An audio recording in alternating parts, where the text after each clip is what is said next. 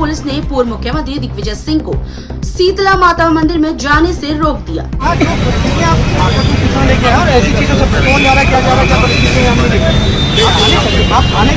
मान लिया, आपने मंदिर जाने को मुझे मना किया है। आप चलिए, हाँ, मैं बोल रहा हूँ थाने चलिए आप।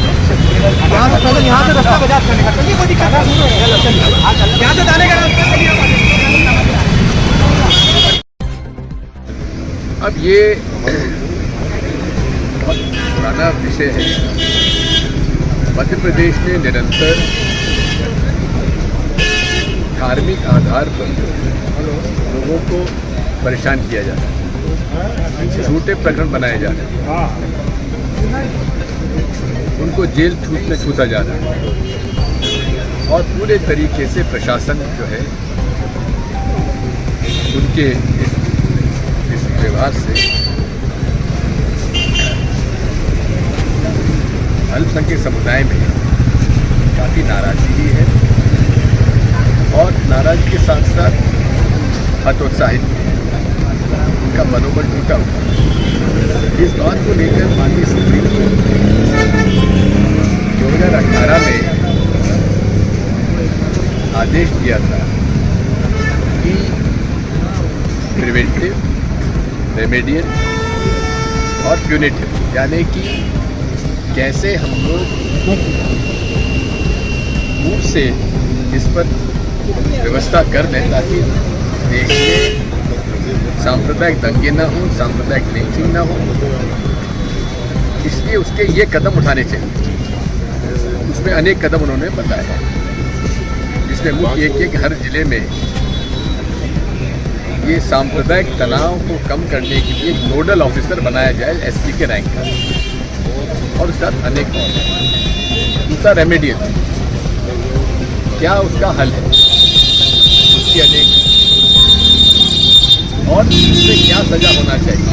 अब रेमेडियल में ये भी है कि किसी भी सांप्रदायिक दंगे में, चाहे किसी धर्म का क्यों ना हो, अगर उस पर उसको आर्थिक हानि हुई है या शारीरिक हानि हुई है तो उसको तत्काल राहत मिलनी चाहिए।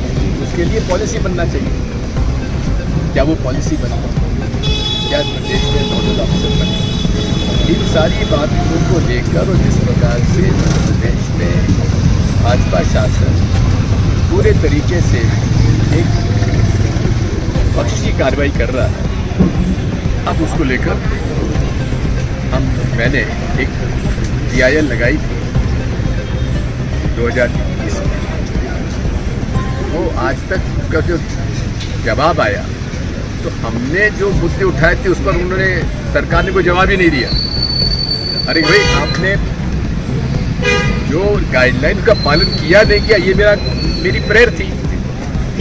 उन्होंने पहली बात तो कह दी कि दिग्विजय सिंह खुद वो कानून व्यवस्था तोड़ते हैं। भाई, मैं विपक्ष का के रूप में मेरा हक है अपनी आवाज़ उठाने के लिए, और अगर मुझे रोका जाता है तो कई बार हमको अपनी बात कहने के लिए आगे आना पड़ता है। अगर मुख्यमंत्री जी से हम समय मांगे और अनेक बार मांगने के बाद ना दें तो क्या करें? किसके पास जाएं? कौन सुनेगा? तो हमने